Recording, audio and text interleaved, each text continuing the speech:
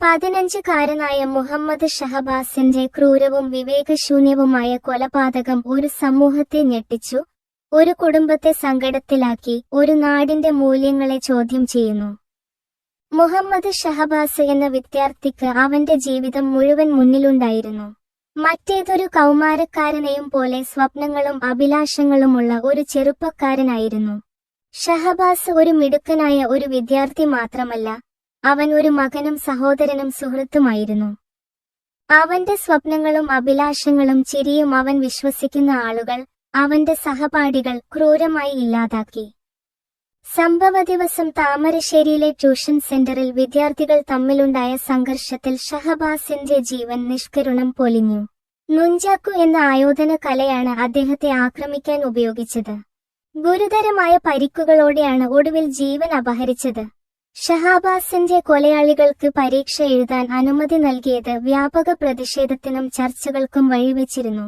ഈ തീരുമാനം തെറ്റായ സന്ദേശം നൽകുകയും നിയമവാഴ്ചയെ തകർക്കുകയും ചെയ്യുന്നുണ്ടോ എന്ന ചോദ്യമാണ് പലരും ഉന്നയിക്കുന്നത്. അന്വേഷണം നടക്കുമ്പോൾ പ്രതികളെ പരീക്ഷ എഴുതാൻ അനുവദിക്കുന്നത് നീതിയുടെ മുഖത്തേറ്റ അടിയാണ്. ചില കേസുകളിൽ ഹീനമായ കുറ്റകൃത്യങ്ങൾ ചെയ്യുന്നവരോട് സൗമ്യതയോടെയാണ് പെരുമാറുന്നത്.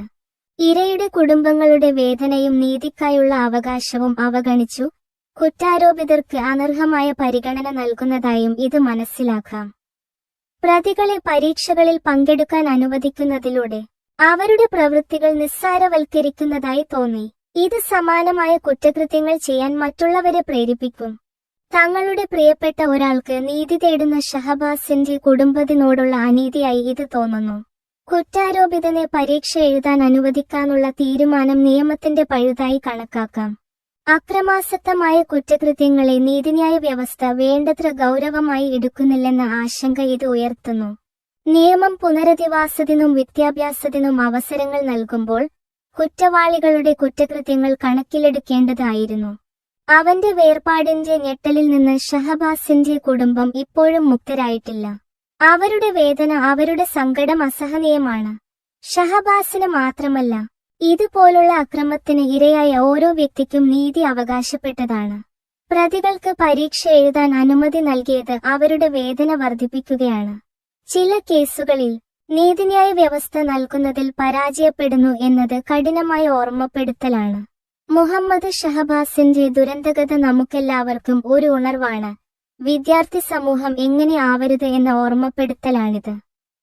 ഷഹബാസിനും കുടുംബത്തിനും നീതി തേടി നമുക്ക് ഒന്നിക്കാം.